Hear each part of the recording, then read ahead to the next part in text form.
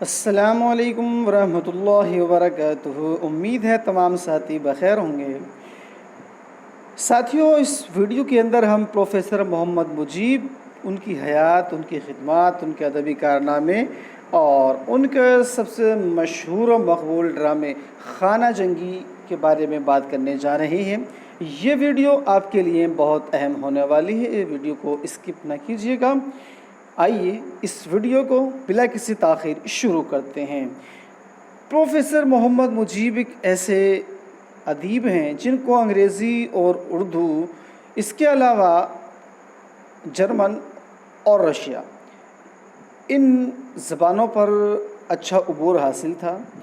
خاص کر اردو اور انگریزی پر تو آپ کی پکڑ بہت مضبوط ہے، اور اردو سے قبل آپ نے انگریزی ادب میں بہت کچھ لکھا ہے۔ محمد مجیب کی پیدائش 30 اکتوبر 1902 کو لکھنؤ میں ہوئی۔ محمد مجیب کا انتقال 20 جنوری 1985 کو دہلی میں ہوا۔ محمد مجیب کے والد کا نام محمد نسیم تھا، جو اپنے زمانے کی ایک مشہور اور مالدار بیرسٹر تھے۔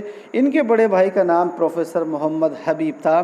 1945 میں آصفہ خاتون کے ساتھ یہ رشتہ ازدواج منسلک ہوئے، اور آکسفورڈ یونیورسٹی سے تاریخ میں آنرس کی ڈگری انہوں نے حاصل کی تھی۔ محمد مجیب کا جو پہلا ڈرامہ تھا وہ کھیتی ہے، جو کہ 1931 عیسوی میں شائع ہوا تھا۔ یہاں تک بات تھی ان کی حیات سے متعلق۔ اب کچھ بات ان کے ادبی کارناموں کے بارے میں کرتے ہیں۔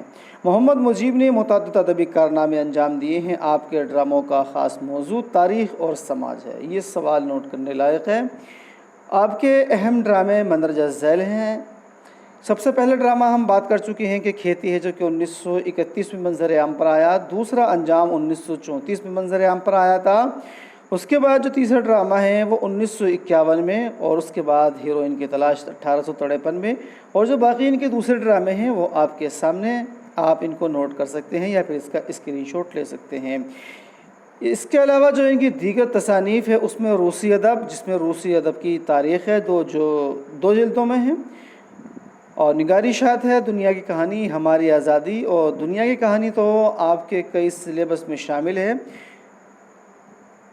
اور جو ان کی دوسری تصانیف ہیں وہ آپ کے سامنے ہیں، آپ یہاں سے اس کو دیکھ سکتے ہیں اور اس کو نوٹ کر سکتے ہیں۔ آئیے اب سیدھے چلتے ہیں ان کے جو مشہور ڈرامہ ہے اور آپ کے نصاب میں شامل ہے خانہ جنگی کے بارے میں۔ خانہ جنگی محمد مجیب کا سب سے زیادہ مقبول ڈرامہ ہے، جو 1946 میں لکھا گیا تھا۔ خانہ جنگی بہت ہی اہم ہے اور بہت زیادہ مشہور ہے، جس کا پس منظر بظاہر اورنگزیب اور دارا شکوہ کی سیاسی جنگ ہے۔ دارا شکوہ اور اورنگزیب آپ جانتے ہیں کہ یہ مغل شہنشاہ شاہ جہاں کے بیٹے ہیں، اور جب شاہ جہاں کی عمر ضعیفی کو ہوتی ہے اور شاہ جہاں کو یہ ہوتا ہے کہ اب یہ کام کے لائق نہیں رہا، اور ایک افواہ ہوتی ہے کہ شاہ جہاں کی وفات ہو گئی، تو اس ٹائم میں جو ہے ان دونوں بھائیوں کے اندر جو ہے وہ سیاسی اقتدار کو لے کر کے جنگ ہوتی ہے، ایک دوسرے کے جانی دشمن بن جاتے ہیں، اور ایک مقام پر ایسی جنگ ہوتی ہے کہ دارا شکوہ کو بندی بنا لیا جاتا ہے، اور اس کے بعد دربار میں اس پر مقدمہ چلتا ہے، اور پھر اورنگزیب کے ذریعے سے اس کو قتل کروا دیا جاتا ہے۔ تو اسی کا جو پس منظر ہے وہ اس ڈرامے کے اندر جو ہے پیش کیا گیا ہے۔ لیکن اس اندرونی جو ہے وہ ہندوستان کے اندر 1946 میں پھیلی ہوئی جو یہاں کی آپسی رنجشیں تھیں، ہندو مسلم کا آپسی جھگڑا تھا، اس کو یہاں پر پیش کیا گیا ہے۔ اصل میں یہ 1946 کے ہندوستان میں برپا خانہ جنگی نفرت اور فساد پر ایک بصیرت آموز تبصرہ ہے۔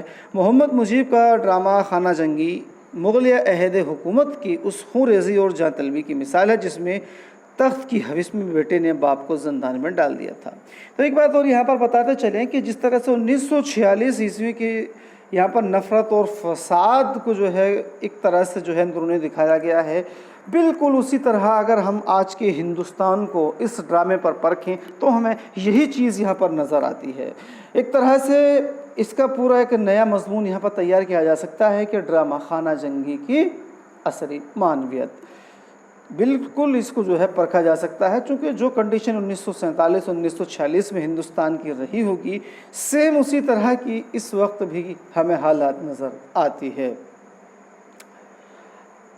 آئیے بات کرتے ہیں اس ڈرامے سے متعلق۔ اور بھائی نے بھائیوں کا خون بہا دیا اور بادشاہ نے مذہبی رہنماؤں کو پھانسی تک چڑھا دیا۔ خانہ جنگی کے قصے کے مطابق شاہ جہاں اپنے بعد مغلیہ حکومت کے ولی عہد کے جانشین کی تقرری کے لیے فکر مند ہے۔ ممکنہ خانہ جنگی کے خوف سے حکومت کا فوجی سپہ سالار خلیل اللہ خان، یہ کس کا کردار ہے؟ خلیل اللہ خان، اور یہ کون ہے؟ فوجی سپہ سالار ہے۔ اور شاہجہاں دونوں پریشان ہیں۔ شاہجہاں کا بیٹا دارا شکوہ حکومت کا طلبگار ہے، لیکن اسے اپنے بھائی اورنگزیب کی جانب سے سخت خطرہ لاحق ہے کہ کہیں وہ تخت پر قابض نہ ہو جائے۔ دارا شکوہ اور اورنگزیب کے درمیان سخت اختلاف ہے، دونوں ایک دوسرے کے خون کے پیاسے ہیں۔ اورنگزیب کو اپنی تلوار پر بھروسہ ہے تو دارا شکوہ بھی کم بہادر نہیں ہے۔ دونوں شہزادے اپنی پوری صلاحیتوں کے ساتھ حکومت حاصل کرنے کی خاطر کچھ بھی کر گزرنے کو تیار ہیں۔ شاہجہاں دارا شکوہ کو سمجھاتا ہے، لیکن وہ تلوار کے ذریعے فیصلہ کرنا چاہتا ہے۔ حالانکہ شاہجہاں دونوں شہزادوں کی لڑائی کو خانہ جنگی ہی سمجھتا ہے، شاہجہاں بڑا دور اندیش ہے اور اسے اورنگزیب کی صلاحیتوں کا علم بھی ہے، اس لیے وہ دارا شکوہ کو سمجھاتا ہے کہ تم باز آ جاؤ اور حکومت اورنگزیب کے حوالے کر دو۔ شاہجہاں کو شائستہ خاں خبر دیتا ہے کہ اورنگزیب کی فوجیں چمبل تک پہنچ چکی ہیں اور حملے کے لیے تیار ہیں۔ مذہبی رہنما شیخ سرمد چاہتے ہیں کہ حکومت دارا شکوہ کو مل جائے کہ دارا شکوہ جو ہے وہ شیخ سرمد سے عقیدت رکھتا ہے، اور یہ بات اورنگزیب کو قطعی گوارا نہیں کہ دارا شکوہ کو شیخ سرمد کی مدد سے دہلی کا تخت حکومت حاصل ہو جائے۔ اس کے علاوہ شیخ سرمد کا زبردست حامی ملا ابوالقاسم اور ابراہیم بدخشانی بھی دارا شکوہ کی تعدد پوشی کا دم بھرتے ہیں۔ ملا ابوالقاسم کے مدرسے میں زیر تعلیم طلبہ بھی شیخ سرمد کے عقیدت مند ہیں۔ اس دوران اورنگزیب نے دارا شکوہ کی فوجوں کو ہرا کر ہندوستان کی بادشاہت حاصل کر لی اور شیخ سرمد کو گرفتار کر لیا جاتا ہے۔ شیخ سرمد کے معتقدین نے شیخ سرمد کو اورنگزیب کی قید سے چھڑانے کے لیے بہت سی تدبیریں اختیار کیں۔ شیخ سرمد کے حامیوں کا کہنا ہے کہ اورنگزیب کا یہ کام انصاف کے خلاف ہے، جبکہ عوام الناس کا خیال ہے کہ خانہ جنگی ختم ہو جانے کے بعد ہر بادشاہ یہ کام کرتا ہے کہ وہ اپنے مخالفین کو گرفتار کر کے سزائیں دیتا ہے، شہر بدر کرتا ہے یا پھر پھانسی چڑھا دیتا ہے۔ ملا ابوالقاسم، حفظ الرحمان، عبد الرحمان وغیرہ فکر مند ہیں کہ اس خانہ جنگی نے اسلامی قوانین کو بھی کچل دیا ہے، عوام پر ظلم ہو رہا ہے۔ شیخ سرمد کی گرفتاری کے بعد اورنگزیب کے دربار میں مقدمہ چلایا جاتا ہے۔ ابوالقاسم کے شاگردوں کو تشویش ہے کہ اب شیخ کی جان خطرے میں ہے، کیونکہ شیخ کسی بھی حال میں مصلحت سے کام نہیں لیں گے اور حق بات ہی کہیں گے کہ انہوں نے دارا شکوہ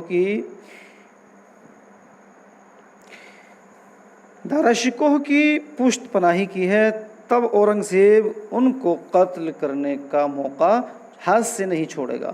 اورنگزیب کے درباری علماء کی موجودگی میں شیخ سرمد پر مقدمہ چلتا ہے، جہاں ان کی پچھلی زندگی جبکہ یہ یہودی تھا کے واقعات اور اسلامی فتووں کا سہارا لے کر شیخ کے سیاست کرنے، حکومتی کاموں میں دخل اندازی کرنے اور کفر پھیلانے کے جرم میں موت کی سزا سنا دی جاتی ہے۔ حالانکہ شیخ کے حامیوں نے یہ ثابت کرنے کی بہت کوشش کی کہ شیخ پر لگائے گئے الزامات بے بنیاد ہیں۔ شیخ کی موت کا فیصلہ ہو جانے کے بعد تنہائی میں اورنگزیب اور شیخ کے درمیان سخت بحث ہوتی ہے، لیکن شیخ اپنے موقف سے پیچھے نہیں ہٹتے اور آخر کار اس شیخ سرمد کو اورنگزیب کا جلاد قتل کر دیتا ہے۔ یہ تھا اس کا کچھ چھوٹا سا خلاصہ۔ اور اب بات کرتے ہیں کہ ڈرامہ خانہ جنگی کے جو اہم معلومات ہیں، اس کے اہم کردار ہیں، اس کے بارے میں۔ اس کا جو مرکزی کردار ہے وہ شاہجہاں، دارا شکوہ، اورنگزیب، ملا ابوالقاسم کو شیخ سرمد ہیں۔ تو یہاں پر جو اہم کردار ہیں وہ دارا شکوہ اور اورنگزیب جو ہے وہ اہمیت کے حامل ہیں۔ اس کے علاوہ ضمنی کرداروں میں یہاں پر خلیل اللہ خان ہیں، ابراہیم بدخشاں، لطف اللہ، حفظ الرحمان، سعید الدین، یہ سب ملا ابوالقاسم کے شاگرد ہیں۔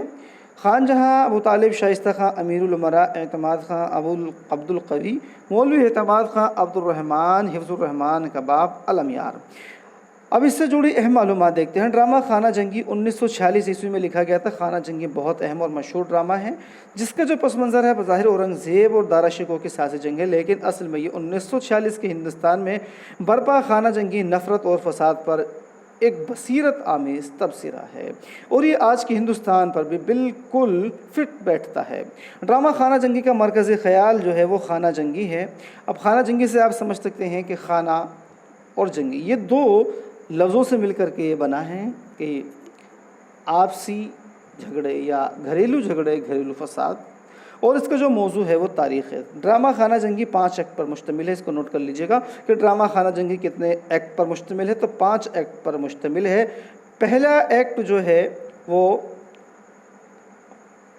برج آگرہ سے شروع ہوتا ہے اور دوسرا ایکٹ جامع مسجد کے زینے اور سامنے کے میدان پر مشتمل ہے۔ تیسرا ایکٹ ملا ابوالقاسم کے مدرسے سے شروع ہوتا ہے۔ چوتھا ایکٹ میں عدالت کا نقشہ پیش کیا گیا ہے، عدالتی کارروائی کو یہاں دکھایا گیا ہے۔ پانچواں ایکٹ بھی جو ہے ملا ابوالقاسم کے مدرسے کو پیش کرتا ہے۔ یہ ڈرامہ مئی 1668 عیسوی سے لے کر کے دسمبر 1659 عیسوی تک کے زمانے کو پیش کرتا ہے۔ تو ساتھیو اس ویڈیو میں اتنا ہی۔ ویڈیو اچھی لگے تو لائک کیجیے گا، شیئر کیجیے گا۔ اس ویڈیو کے اندر ڈرامہ خانہ جنگی اور پروفیسر محمد مجیب کی حیات و خدمات سے متعلق تمام تر معلومات آپ تک پہنچانے کی کوشش ایک مختصر انداز میں کی گئی ہے۔ تو ملتے ہیں ایک اور نئی ویڈیو میں، تب تک چینل پر بنے رہیے گا۔ اجازت چاہتے ہیں، خدا حافظ۔